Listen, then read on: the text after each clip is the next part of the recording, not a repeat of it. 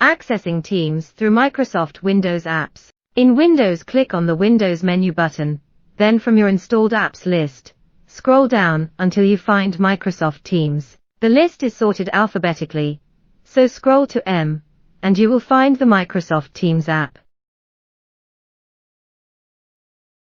Click on it, and Microsoft Teams will be opened on your desktop.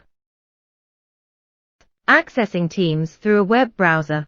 In Microsoft Windows, open a web browser. In the address field, enter the following address, teams.microsoft.com, and enter. Microsoft Teams for Web will now open in your web browser. Accessing Teams through your Android phone. On your Android device, go to the Search All Apps section and search for Teams. Once Teams appears, open the app, and Teams will be opened on your Android device.